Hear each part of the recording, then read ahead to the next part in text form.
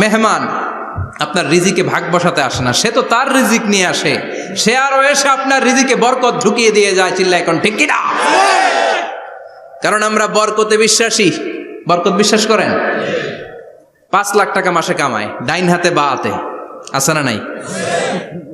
হালাল হারাম ইচ্ছা মতো কামায়, মাস শেষে কিচ্ছু থাকে না, এরকম ডাকাইত আছে না নাই?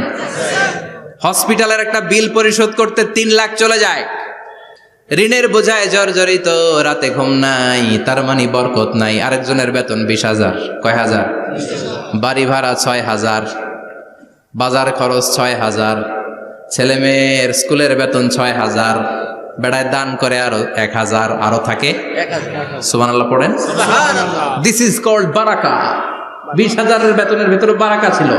5 লক্ষ ইনকাম, 1 টাকাও নাই, ঠিক কি না? এজন্য কোটি টাকার মালিক দেখলে মনে করবেন না অনেক সুখ। এই দুনিয়ার জীবনটা ধোঁকা, মোহাচ্ছন্ন হয়ে আছি আমরা। এটা ধোঁকা, এটা মরিচিকা, এটা চাকচিক্যময় একটা জায়গা। মৃত্যুর পর মনে হবে একটা দুঃস্বপ্ন ঘটেছিল আমার, বিশাল এক জগৎ পড়ে আছে সামনে। দুনিয়াটাই ধোঁকা, দুনিয়াটাই মোহের জায়গা, আমরা সবাই মোহাচ্ছন্ন হয়ে আছি। দুনিয়ার উদাহরণ হলো 3টা লাশ আর 4টা স্বর্ণের টুকরার সমান।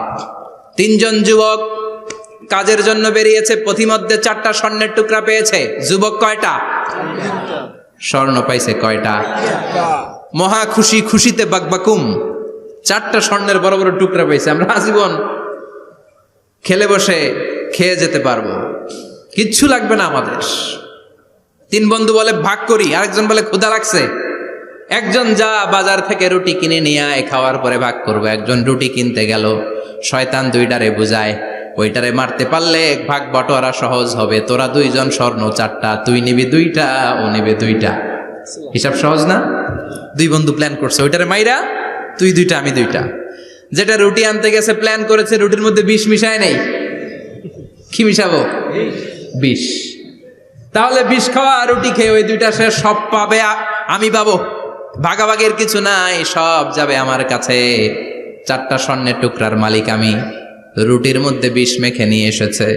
ওই 2 বন্ধু প্ল্যান অনুযায়ী ওইটারে ধরে মেরে ফেলছে।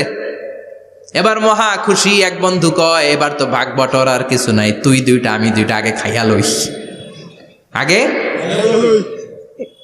খাওয়ার পরে এই 2টাও নাই। 3টা লাশ, 4টা স্বর্ণের টুকরা, এটাই তো দুনিয়ার জীবন, ঠিক কিনা? আসল জীবন কবর থেকে শুরু হবে, কোন ঠিক কিনা? একদিন মাটির ভেতরে হবে ঘরে মন আমার, কেন বাঁধো দালান ঘরে মন আমার, কেন বাঁধো দালান ঘর, ঠিক কিনা?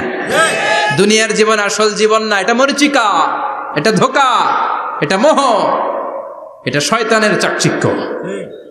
আসল জীবন কবরের জীবন। আসল জীবন সামনে পড়ে আছে, এজন্য বরকতে বিশ্বাস করি আমরা, ঠিক কিনা? ল্যান্ড ক্রুজার দাপিয়ে বেড়ায়, বড় বড় টাওয়ারের মালিক, অনেক সম্পদের মালিক। এটা দেখেই মনে করবেন না অনেক সুখে আছে, ঘরে যেয়ে দেখেন কোনো সুখ নাই, ঠিক কিনা? সাধারণত টাকা যার বেশি, দুঃখ তার বেশি, টাকা যার কম, সুখ তার বেশি। সুবহানাল্লাহ পড়েন।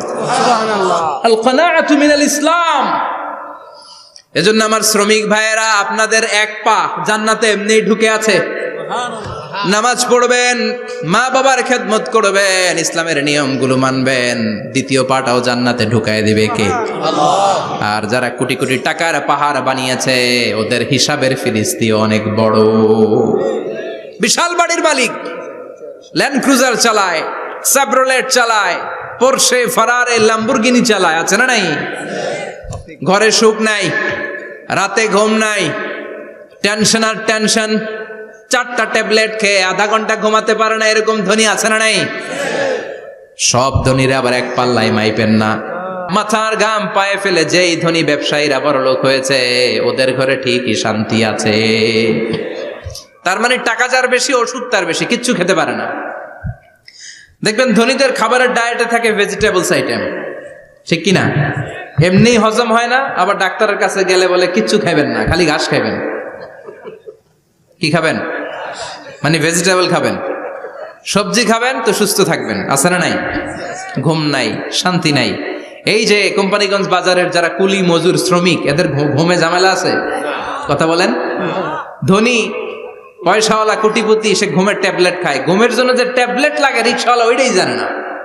ঠিক কিনা? 1000 কোটি টাকার মালিক হলে বাড়ি কিনা যায়, গাড়ি কিনা যায়, সুখ কিনা যায় না। কোম্পানিগঞ্জ বাজারে সুখ বিক্রি হয় এমন দোকান আছে নাকি? কথা কন, একটাও নেই। কি করলেন আপনারা? সুখের দোকান দিতে পারলেন না? কি আজীব তামাশা। টাকা দিয়ে সুখ কিনা যায় না, গাড়ি কিনা যায়, বাড়ি কিনা যায়, কিন্তু সুখ নো ওয়ে, কেনা যায় না। টাকা হলে জাজিম কিনা যায়, বালিশ কিনা যায়, ঘুম কিনা যায় না। ঘুম কিনা যায়? ফার্মেসিতে ডাক্তারের কাছে যে যদি বলেন 2000 টাকার ঘুম দেন, দিবে? ডাক্তার কি বলবে? দূর মিয়া, আমারই ঘুম আসে না, তোমারে আমি ঘুম বিক্রি করব। আচ্ছা না নাই? শ্রমিক ভাই, রিক্সাওয়ালাদের ঘুমের ঝামেলা নাই। যেখানে রাই তো ওইখানে, যেখানে রাই তো ওইখানেই কাই। ওর মাথা লাগতে দেরি বিছানায়, নাক ডাকতে দেরি হয়, ওর নাকের ডাকের আওয়াজে ট্রাকের ইঞ্জিনও ফেল। ঠিক কিনা? এজন্য আমরা বরকতে বিশ্বাসী। অল্প খাবো, অল্প পড়বো, অল্প জমাবো, অল্পের ভেতর বরকত দিয়েছে কে? এজন্য মেহমান আসলে বিশ্বনবী খুশি হতেন। আমরাও মেহমান আসলে খুশি হব। রাজি আছি না নাই? সবাই রাজি? মেহমানদারি করাবেন তো? এরপরে বিশ্বনবী ইনসাফ করতেন। কি করতেন? ইনসাফ করতেন। বিচার করার সময় বিশ্বনবী ইনসাফ করতেন। গোটা বিশ্বকে ইনসাফ শিখিয়েছেন বিশ্বনবী। আমাদের দেশেও তো ইনসাফ হয় না? হাইকোর্টে, সুপ্রিম কোর্টে, গ্রাম্য সালিশে আছে? আছে? আহা, আহকামুল হাকিমিনের দরবারে সবগুলো বিচার আবার বসবে। চিল্লায় বলেন ঠিক কিনা? ও মিয়া, দুনিয়াতে বিচারপতি বিচারের রায় দেয়, ওই বিচারপতিরও বিচার আছে না নাই? সবচেয়ে বড় বিচারপতির নাম কি? বিশ্বনবী ইনসাফ করে গোটা বিশ্বকে দেখিয়ে গেলেন কেমন করে বিচার করতে হয়। বিশ্বনবীর কাছে কখনো বিচার আসলে বিশ্বনবী দুই পক্ষের কথা শুনে রায় দিতেন। পড়েন সুবহানাল্লাহ। সব সময় দুই পক্ষের কথা শুনে রায়। এখন কি দুই পক্ষকে সমান প্রিভিলেজ দেয়া হয়? কথা বলেন। কারণ কোরআন দিয়ে বিচার হয় না। কোরআন দিয়ে বিচার হোক আমরা চাই কি চাই না? আমার সংসদ ভবনের ভেতরে কোরআনের আইন দিয়ে সংসদ ভবন কায়েম হোক আমরা চাই কি চাই না? সেনাবাহিনীর ভেতরে দরবার হলগুলোতে যখন আলোচনা বসে কোরআন মাঝখানে থাকবে। চিল্লায় বলেন ঠিক কিনা? দেশের সবগুলো ক্যান্টনমেন্টের ভেতরে কোরআন থাকার দরকার আছে না নাই? সবগুলো আদালতের ভেতরে কোরআন থাকার দরকার আছে না নাই? কোরআনের আইন অনুযায়ী আমার দেশের সব নিয়ম কানুন চলবে আমরা চাই কি চাই না? এই কোরআনের আইনের বিরুদ্ধে যদি কোনো আইন পাশ করা হয় আমরা ওই আইনের বিরুদ্ধে চিৎকার করে বলেন ঠিক কিনা? আমরা এই কোরআনের জন্য সব বাজি রাখতে রাজি আছি। আমরা জীবন বাজি রাখতে রাজি আছি। আমরা দেহের তাজা রক্ত বিলিয়ে দিতে রাজি আছি। জোরে বলেন ঠিক কিনা? কোরআনের জন্য কে কে ময়দানে থাকতে রাজি আছেন? হাত উঁচু করে আল্লাহর দেখা।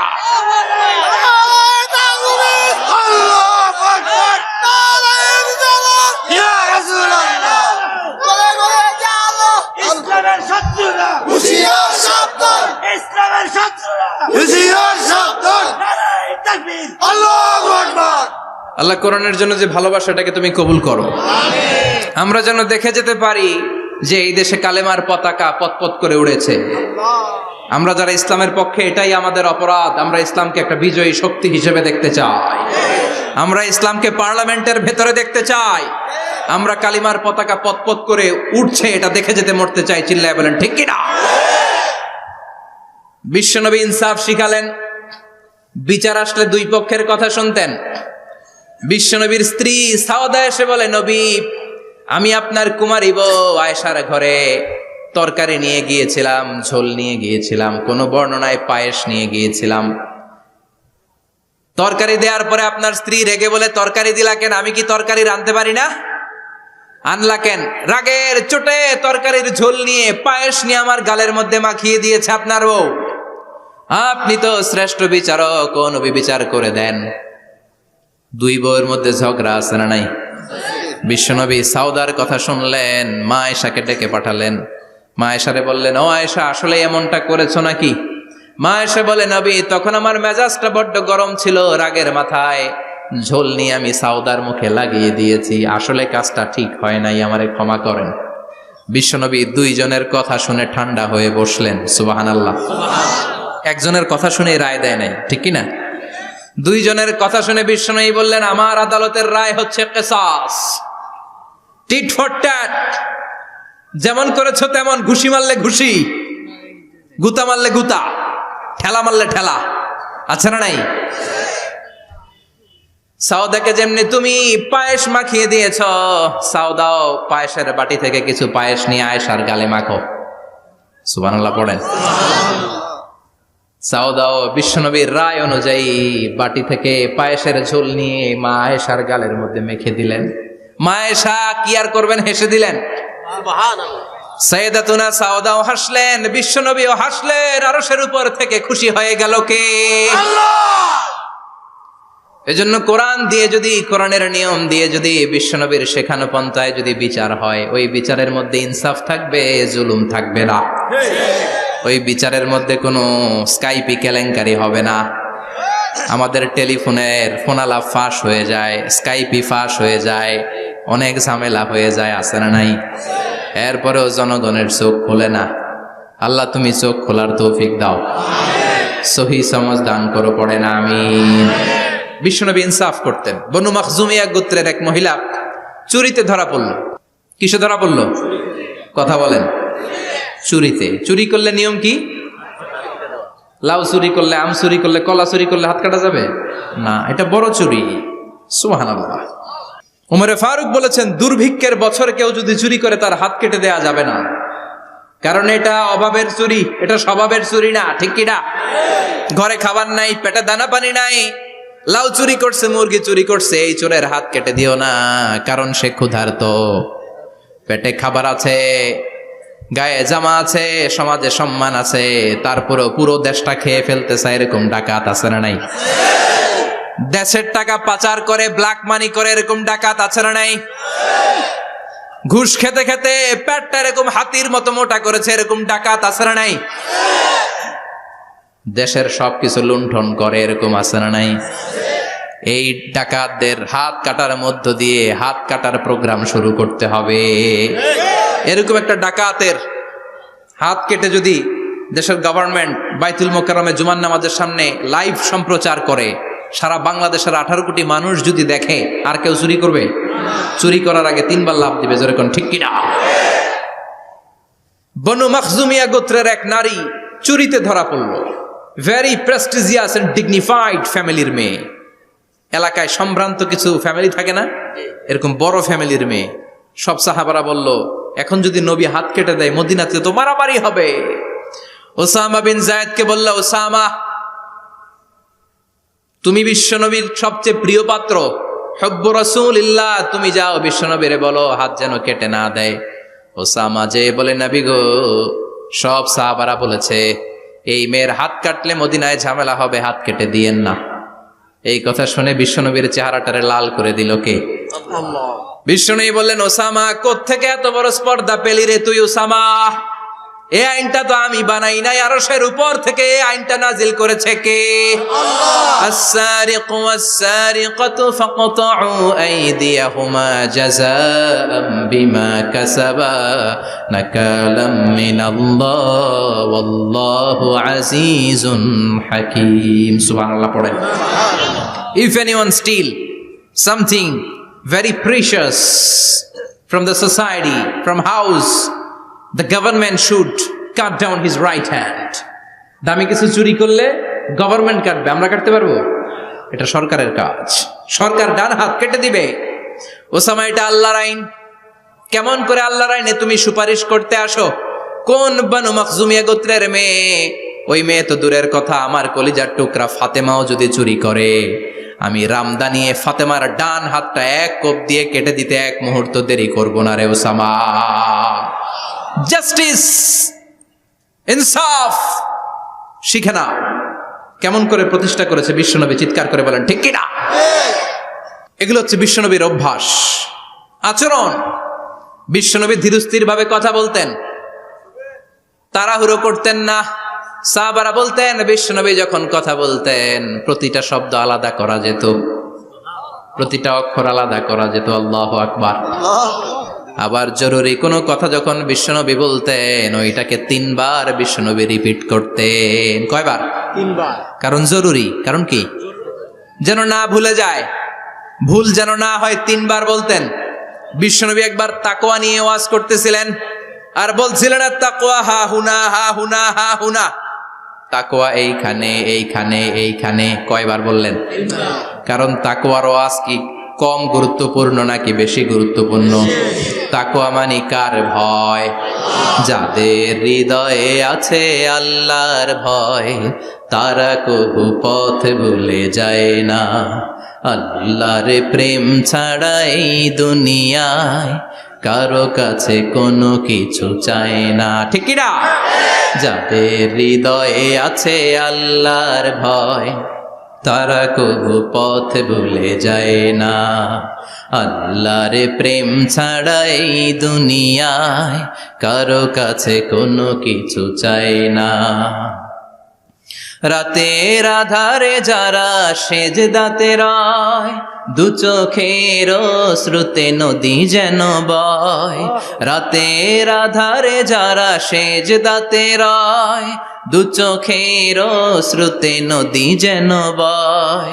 ছলনার হাতছানি যতই ডাকুক, ছলনার হাতছানি যতই ডাকুক পেছনে ফিরেও সে তাকায় না। যাদের হৃদয়ে আছে আল্লাহর ভয় তারা কবু পথ ভুলে যায় না। আল্লাহর প্রেম ছাড়া এই দুনিয়া কারো কাছে কোনো কিছু চায় না। চিৎকার করে বলেন ঠিক কি না? তাকওয়ার ওয়াজ করলেন, তাকওয়া মানে আল্লাহর ভয়। বিষ্ণুই বললেন তাকওয়া হা হুনা, তাকওয়া হা হুনা, তাকওয়া হা হুনা। তাকওয়া এই জায়গায়, তাকওয়া এই জায়গায়, তাকওয়া এই জায়গায়। যেহেতু এটা গুরুত্বপূর্ণ বিষ্ণুনবী 3 বার ইঙ্গিত করে বলেছেন। সুবহানাল্লাহ। বিষ্ণুই বলেন না তাকওয়া হা হুনা, তাকওয়া এইটা। বলেন না তাকওয়া হা হুনা, তাকওয়া এইটা। বলেন না তাকওয়া হা হুনা, তাকওয়া এইটা। জুব্বায় তাকওয়া, দাড়িতে তাকওয়া, টুপিতে তাকওয়া বলে নাই। তাকওয়ার আসল জায়গা হলো হৃদয়। এজন্য যাদের হৃদয়ে আল্লাহর ভয় আছে তারা কোনোদিন পথ হারাতে পারে, তাদেরকে সিরাতুল মুস্তাকিমের উপর দায়েম রাখে কে? কি সুন্দর অভ্যাস ছিল বিশ্বনবীর, মানার দরকার আছে না নাই? বিশ্বনবীর আরেকটা অভ্যাস ছিল, বাসি খাবার খেতেন না। জানেন? বাসি খেতেন না, অল্প খেতেন, কিন্তু যেটা খেতেন ভালোটা খেতেন। অল্প খেতেন কিন্তু যেটা খেতেন ভালো খেতেন। মধু খেতে পছন্দ করতেন, কিন্তু মধুর মধ্যে দুর্গন্ধওয়ালা একটা মধু আছে না, মাগাফির। বুখারীতে লম্বা ঘটনা, ওইদিকে যাব না। এই মাগাফিরের মধু উনি খেতে চাইতেন না। ভালো সুগন্ধিওয়ালা মধু তিনি বিশ্বনবী খেতে পছন্দ করতেন। বিশ্বনবীর খাবারের তালিকায় সবচেয়ে পছন্দনীয় তালিকায় ছিল এই মধু। মধু খেতেন, দুধ খেতেন, খেজুর খেতেন, জব খেতেন, বার্লি খেতেন, ছাগলের বাজুর মাংস খেতে পছন্দ করতেন, সিনার মাংস। সুবহানাল্লাহ কইবেন না? What a choice! কি চয়েস ছিল বিশ্বনবীর! বাজুর মাংস খেতেন। বিশ্বনবী লাউ খেতে পছন্দ করতেন, লাউ। রুম্মান ফল খেতে পছন্দ করতেন, রুম্মান মানে ডালিম। রুম্মান মানে কি? ডালিম খেতে পছন্দ করতেন। মাশরুম খেতে পছন্দ করতেন। সুবহানাল্লাহ পড়েন। মাশরুমের স্যুপ পাওয়া যায় না রেস্টুরেন্টে? বিষ্ণু বলতেন আল কামআতু মিনাল মান্নি ওয়া মাউহা শিফাউন লিল আইন। এই কামআ মানে মাশরুম, ব্যাঙের ছাতা, এটা হলো মান্না সালোয়ার মতো দামি খাবার। আর এই মাশরুমের স্যুপ চোখের জন্য মহৌষধ। যাদের রাতকানা দিনকানা আছে মাশরুমের স্যুপ খান, চোখ ভালো করে দিবে কে? এজন্য বিশ্বনবী যেগুলো খেত এগুলো খাওয়ার দরকার আছে না নাই? বিশ্বনবীর যে সুন্দর চরিত্র ছিল, আচরণ ছিল, এগুলো পালনের দরকার আছে না নাই? তাহলে বিশ্বনবীর 3টা কথা বলবো বলেছিলাম। প্রথম কথা ছিল দেখতে কেমন ছিল। অনেক কথা, এত বলা যাবে না, সংক্ষেপে বললাম যে বিশ্বনবীর আচরণ কেমন ছিল। এখন শুনবো, শেষ কথা বলে যাই, বিশ্বনবীর ইন্টেলেকচুয়াল পাওয়ার কেমন ছিল, ওনার বুদ্ধিমত্তা কেমন ছিল। Hour beloved prophet Muhammad, the last Messenger, was a very good mediator. বিশ্বনবী ভালো মিডিয়েটর ছিলেন, বিশ্বনবী ভালো মধ্যস্থতাকারী ছিলেন। ঝগড়া লাগলে মিলাই দিতে পারতেন, চমৎকার। সুবহানাল্লাহ বাড়িতে যায়া জিমায় পড়ছেন? কষ্ট হচ্ছে? আর কয়েক মিনিট পড়বো, একটা তাকবীর দেন, লিল্লাহি তাকবীর। হি ওয়াজ এ ভেরি গুড মিডিয়েটর, মধ্যস্থতাকারী ব্যক্তিত্ব ছিলেন। স্বামী স্ত্রীর মধ্যে ঝগড়া লাগলে মিলাইয়া দিতেন, বন্ধু বন্ধু ঝগড়া মিলাইয়া দিতেন, সমাজে সমাজে মারামারি মিলাইয়া দিতেন। মক্কা থেকে মদিনায় যখন গেলেন, মদিনায় 120 বছরের একটা যুদ্ধ চলছিল, কেউ যুদ্ধটা থামাতে পারে না। বিশ্বনবী 7 দিনের ব্যবধানে যুদ্ধ থামিয়ে দিলে। Intellectual capacity, very good mediator. এজন্য বিশ্বনবীর উম্মত যারা, তাদের অভ্যাস হবে ঝগড়া লাগায় দেওয়া যাবে না, মিলায় দিতে হবে, ঠিক কিনা? আমরা যদি ঝগড়া দেখি দূর থেকে আরো লাগায় দিতে চাই, আছে না নাই? কোম্পানিগঞ্জ বাজারে ঝগড়া, কয় লাগুক আরো লাগুক, ধরবি না, থামাবি না, দূর থেকে মজা দেখি, মজাই লাগে, এরকম ডাকাইত আছে না নাই? আগুন লাগলে পানি দিয়ে নেবায়, অনেকে তেল ঢালে, আছে না নাই? কি করবেন? মিলিয়ে দিবেন। আপনার মর্যাদা বাড়িয়ে দিবে কে? আল্লাহ। বিশ্বনবী ভেরি গুড মিডিয়েটর ছিলেন। বিশ্বনবী লজিক্যাল এবং রেশনাল ছিলেন, বুদ্ধিমত্তাকে কাজে লাগাতেন। এক সাহাবী এসে বলে, নবী ইযান লি বিজিনা, আমারে জিনার অনুমতি দেন। কিসের অনুমতি? কার কাছে অনুমতি চাইলো? অন্যান্য সাহাবারা এই যুবক ছেলেটাকে ধমকাতে লাগলো, বসো, এই মিয়া বসো, বিশ্বনবীর কাছে কি কথা বলে এগুলা? ওই যুবক বসে রইল। বিশ্বনবী কাজ সারালেন, এরপর বললেন, আইনাস শাবাব, ওই যুবকটা কোথায়, এদিকে আসো, কি চাইছো বলো। কয়, বিশ্বনবী আপনি আমারে জিনা করার অনুমতি দেন। বিশ্বনবী যুবকটারে কাছে ডেকে আনলেন, বললেন, ও যুবক, তোমার ঘরে বোন আছে কিনা? কয় আছে। তোমার বোনের সাথে কোনো পুরুষ জিনা করুক, তোমার কেমন লাগবে? সে বলে, আমি এই পুরুষটারে হত্যা করব। হত্যা করবা? ওকে, ডান। তোমার ঘরে মা আছে কিনা? আছে। তোমার মায়ের সাথে পর পুরুষ জিনা করবে, কেমন লাগবে? কয়, আমি সাইজ করবো ওরে। তোমার ঘরে স্ত্রী আছে কিনা? আছে। তোমার স্ত্রীর সাথে যদি কেউ জিনা করে কেমন লাগবে? বলে, আমি তারে ছাড়বো না।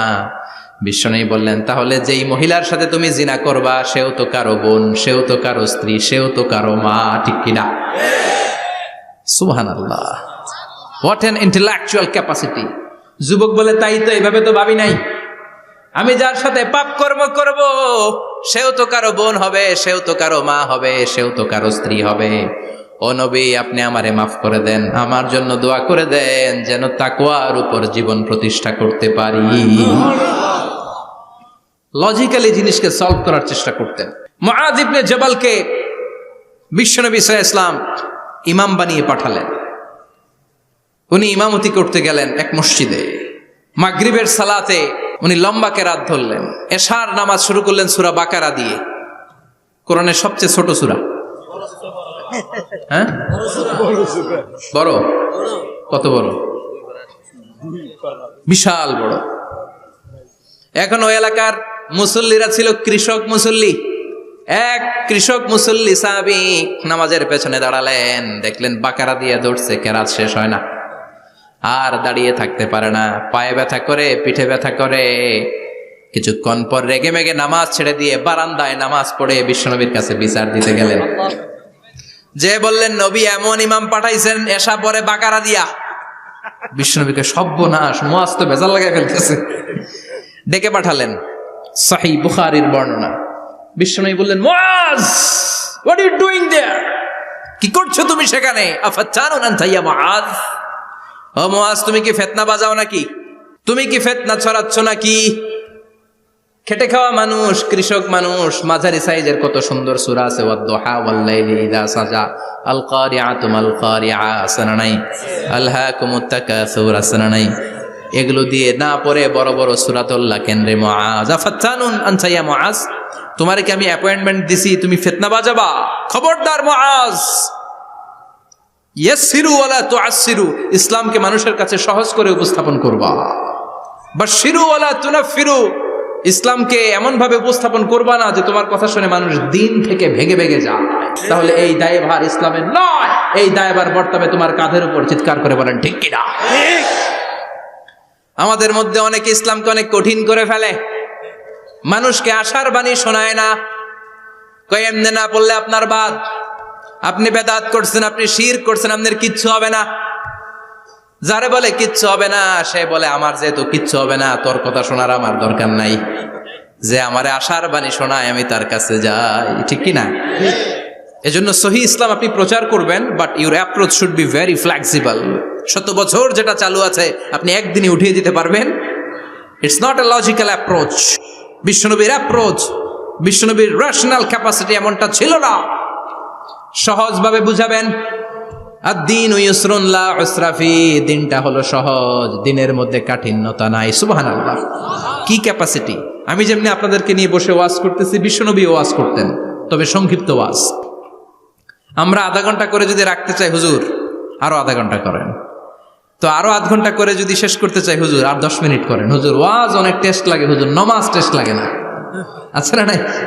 ওয়াজ ভাল লাগে, নামাজ ভাল লাগে না, কিন্তু বিশ্বনবীর ওয়াজ ছিল সংক্ষিপ্ত। আর বিশ্বনবী বলতেন, one of the minor sign before the day of judgement, your lecture will be longer, your সালাত উইল বি শর্টার। কিয়ামতের আগে তোমাদের লেকচার, ইসলামী লেকচার লম্বা হবে, নামাজ হয়ে যাবে সংক্ষিপ্ত। এই আলামত সমাজে আছে না নাই? বিশ্বনবী সংক্ষিপ্ত কথা বলতেন, আর ওনার বুদ্ধিবৃত্তিক ক্যাপাসিটি কাজে লাগিয়ে তিনি বুঝাতেন। হাত দিয়ে ইঙ্গিত করতেন, আঙ্গুলের বিভিন্ন ব্যবহার সমাজে আছে না নাই? এরকম করলে এটারা লাইক বলে না, এরকম করলে বলে ডিসলাইক। আবার ক্রিকেটে এরকম করলে কয় ছক্কা, আবার একটা উড়াইলে কয় তুই যা। একটা মানে কি? আবার বিজয় দেখায় কেমনে? কথা কন, ভিক্টরি। আছে না নাই? বিশ্বনবীও এটাকে মডার্ন টিচিং মেথডোলজি বলে। আধুনিক শিক্ষা পদ্ধতিতে এখন দেখবেন যে আগে ব্ল্যাক বোর্ডে লিখতো, এখন হোয়াইট বোর্ডে লিখে মার্কার দিয়ে। আগে বই থেকে বুঝাতো, এখন ভিজুয়ালাইজ করে, ভিডিও দেখিয়ে শেখানো হয়, ঠিক কি না? বিশ্বনবী এটা করতেন। বিশ্বনবী একবার কিয়ামতের ওয়াজ করছেন, 2টা আঙ্গুলকে এরকম করে বললেন, আনা বুইসতু আনা ওয়াসসাআতু কাহাতাইন। এই 2টা আঙ্গুল যেমনি কাছাকাছি, আমি এবং কিয়ামত এরকম কাছাকাছি নাজিল হয়েছি। আমি এবং কিয়ামত এরকম কাছাকাছি। বুইসতু আনা ওয়াসসাআতু কাহাতাইন। আবার বলতেন, আনা ওয়া কাফিলুল ইয়াতীমি কাহাতাইন। আমি এবং ইয়াতীমের রক্ষণাবেক্ষণকারী এই 2 জন জান্নাতে এরকম কাছাকাছি থাকবো। কোন সুবহানাল্লাহ। এরকম আঙ্গুল দিয়ে বিশ্বনবী বুঝাতে চাইতেন। আবার মাটির মধ্যে খেজুর গাছের ডালা দিয়ে লম্বা একটা দাগ টানলেন, ডানে বায়ে অনেকগুলো দাগ টানলেন। সাহাবারা বললেন, এটা কি? বিশ্বনবী বললেন, এই যে দাগটা দেখলা, এই দাগটার নাম হলো সিরাতুল মুস্তাকিম। চিল্লায় বলেন, এই দাগটার নাম কি? সিরাতুল মুস্তাকিম। আর ডানে বায়ে ছোট ছোট যে দাগগুলো দিলাম, এগুলো হলো সুবুলুশ শয়তান, শয়তানের রাস্তা। সিরাতুল মুস্তাকিমে উঠলে শয়তানের রাস্তা থেকে অনেক হাতছানি আছে না নাই? ডানে বায়ে তাকানো যাবে না। সিরাতুল মুস্তাকিমে যে তুমি উঠেছ, চলতে থাকে বা চলা শুরু হলো দুনিয়াতে, শেষ হয়ে যাবে জান্নাতে। সুবহানাল্লাহ। বিশ্বনবী মাঝে মাঝে বুঝানোর জন্য প্রশ্ন করতেন, কারণ প্রশ্ন ছুড়ে দিলে মানুষের মধ্যে জানার আগ্রহ বাড়ে না কমে? কথা বলেন।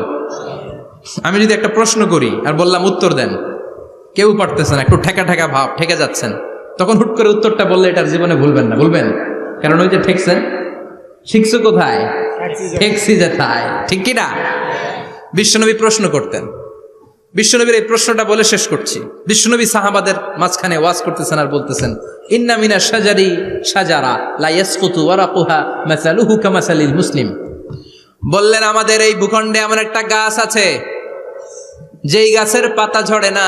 এই গাছের দৃষ্টান্ত মুমিনের দৃষ্টান্তের মতো। বলো তো গাছটা কি? কে জানো? কেউ কথা কয় না। কি গাছ? কি গাছ? কেউ কথা কয় না, কেউ বলতে পারে না। কেউ বলে শাজারাতুল বাওয়াদি, ওই ক্যাকটাস গাছ, পাহাড়ি গাছ, ওই গাছ, সেই গাছ। কেউ বলতে পারে নাই। বিশ্বনবী বললেন, কেউ পারো নাই? সঠিকটা শুনে নাও, ইন্নাহা নাখলা, এটা খেজুর গাছ। সুবহানাল্লাহ পড়েন। সাহাবীরা ভাবছে এটা তো ঘরের পাশে আছে, এটা মনে কয় নাই। সব ঘরের চিপায় আরব দেশে খেজুর গাছ, সাহাবারা ভাবছে এটা তো ঘরের গাছ, এটা মনে হয় জিজ্ঞেস করে না, এই জন্য দূরে দূরে চিন্তা করছে। কোন সুবহানাল্লাহ। সব সাহাবীরা বাড়িতে ফিরে গেলেন। ওমরে ফারুক, ওনার ছেলে আব্দুল্লাহ ইবনে ওমরও গেল। আব্দুল্লাহ বলে, আব্বা, বিষ্ণুনবী যে জিজ্ঞেস করেছিল, বলো তো কোন গাছের পাতা ঝরে না, যে গাছের দৃষ্টান্ত মুমিনের দৃষ্টান্তের মতো? আপনারা কেউ পারেন নাই, আমি কিন্তু জানতাম এটা খেজুর গাছ। ওমরে ফারুক বললেন, বেটা কইলি না কেন? কইতে পারলে নবীর সামনে আমার কলিজাটা এত বড় হয়ে যেত। আমার কলিজার টুকরা ছেলে পেড়েছে, কেউ পারে নাই। আব্দুল্লাহ বলে, বাপ চাচা আপনারা কেউ পারেন না, আমি কই কেমনে? শরম লাগছে, শরম। সুবহানাল্লাহ কইবেন না? QA session, questioning answering session করে বিশ্বনবী সাহাবাদেরকে শিখাতে চাইতেন। এজন্য এ নবী এমন নবী যে নবীর পুরো জীবনের প্রতিটি ইঞ্চি ইঞ্চি জায়গাতে আমাদের জন্য শিক্ষা আছে না নাই? এই শিক্ষাগুলো গ্রহণ করতে রাজি আছেন তো? যা শুনলাম আমল করতে রাজি আছেন তো? বিশ্বনবীর জীবনী গ্রন্থ বেশি বেশি স্টাডি করতে রাজি আছেন ইনশাআল্লাহ? 2-4 জন কইছে খালি। সবাই রাজি আছেন তো ইনশাআল্লাহ? যাদের ঘরে বিশ্বনবীর কোনো জীবনী নাই, বাংলা অনেক জীবনী গ্রন্থ পাওয়া যায়। বিশ্বনবীর জীবনী হচ্ছে আমাদের জন্য মডেল, ঠিক কি না? এবং এই মডেল অনুযায়ী যদি আমাদের জীবনকে আমরা সাজাতে পারি, জান্নাতের দুয়ারগুলো আমাদের জন্য খোলা রাখবে কে? আল্লাহ। আল্লাহ আমাদের সবাইকে কথাগুলো বুঝার ও আমল করার তৌফিক দান করুক। আমরা পড়ি আমিন। আমিন। যতগুলো কথা বলেছি কোরআন সুন্নাহর আলোকে বলেছি, বানিয়ে কিছু বলি নাই। তারপরেও আমার মনের অজান্তে কোনো মিস ইনফরমেশন যদি আমার মুখ ফসকে বেরিয়ে যায়, সেগুলো যেন আল্লাহ তাআলা আপনাদের স্মৃতিপট থেকে মুছে দেয়। আমরা পড়ি আমিন।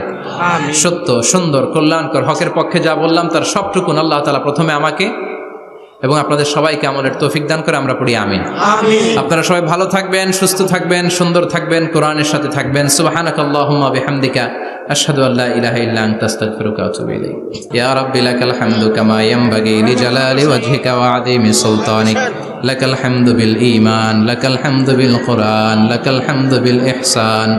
রব্বানা যালামনা আনফুসানা ওয়া ইল্লাম তাগফির লানা ওয়াতারহামনা লানাকুনান্না মিনাল খাসিরিন। রব্বুল আলামিন গভীর রাত বিশ্ব নবীর জীবনী থেকে চমৎকার কিছু কথা শুনে আমরা তোমার দরবারে দুটি হাত পেতে দিলাম। আমাদের হাত দুইখানা তুমি কবুল আর মঞ্জুর করে দাও। আমরা সবাই গুনাহগার, গুনাহমদের বেশুমার, এমন কোনো গুনাহ নাই আমরা করি নাই। রব্বুল আলামিন তোমার কাছে ক্ষমা চাই, আমাদের সবাইকে তুমি মাফ করে দাও। আব্বা আম্মা, দাদা দাদি, নানা নানি, চাচা চাচি, খালা খালু, মামা মামি, পাড়া প্রতিবেশী, দেশি কেশি সবাইকে মাফ করে দাও। আমাদের যত আত্মীয় স্বজন কবরের বাসিন্দা, প্রত্যেকের কবরগুলোর জান্নাতের বাগান বানিয়ে দাও। রব্বুল আলামিন আজকের এই কোম্পানিগঞ্জের বাজারের মধ্যে আমার শ্রমিক ভাইয়েরা সারাটা দিন খাটাখাটুনি করে তোমার এই কোরআনের বাগানটারে সফল করেছে। আল্লাহ, টাকা দিয়ে, পয়সা দিয়ে, বুদ্ধি দিয়ে, পরামর্শ দিয়ে যারা আজকে এই কোরআনের বাগানকে সফল করলো, কিয়ামতের দিন কঠিন মুসিবতের কালে আজকের এই মাহফিলটারে তুমি আমাদের নাজাতের ওসিলা বানিয়ে দাও। এলাকার প্রতিটা ফ্যামিলিকে তুমি জান্নাতি ফ্যামিলি হিসেবে কবুল করে নাও। আমাদের ছেলে মেয়েগুলোরে তুমি মানুষের মতো মানুষ বানাও। আমাদের সংসারের সুখ শান্তি তুমি বাড়িয়ে দাও। 5 ওয়াক্ত সালাত যেন জামাতের সাথে আদায় করতে পারি তৌফিক দাও। প্রতিদিন কোরআন যেন অধ্যয়ন করতে পারি তৌফিক দাও। বিশ্ব নবীর জীবনী গ্রন্থ পড়ে পড়ে জীবনটা যেন আলোকিত করতে পারি তৌফিক দাও। আমার দেশের উপর তুমি তোমার খাস রহমত নাজিল করো আল্লাহ। তোমার স্পেশাল রহমতের চাদর দিয়ে আমার বাংলার জমিনের 56,000 বর্গ মাইলকে তুমি ঢেকে দাও। সামনে আমাদের জাতীয় নির্বাচন, দাঙ্গা হাঙ্গামা, মারামারি, অস্থিরতা থেকে আমার দেশটারে হেফাজত করো আল্লাহ। এমন নেতা নেত্রী তুমি আমাদের জন্য নির্ধারণ করে দাও যাদের হাতে ইসলাম নিরাপদ, কোরআন নিরাপদ। কোরআনের পক্ষে কথা বলতে যে যারা জুলুমের শিকার, আল্লাহ তুমি তাদেরকে হেফাজত করো। তুমি ধৈর্য ধারণ করার তৌফিক দাও। রব্বুল আলামিন কতদিনের হায়াত নিয়ে, সময় নিয়ে ক্ষণিকের দুনিয়ার বুকে বসে আছি আমরা জানি না। যতদিন বাঁচবো তোমার গোলামের মতো বাঁচার তৌফিক দাও। রব্বুল আলামিন যতদিন বাঁচবো হকের পক্ষে কথা বলার তৌফিক দাও।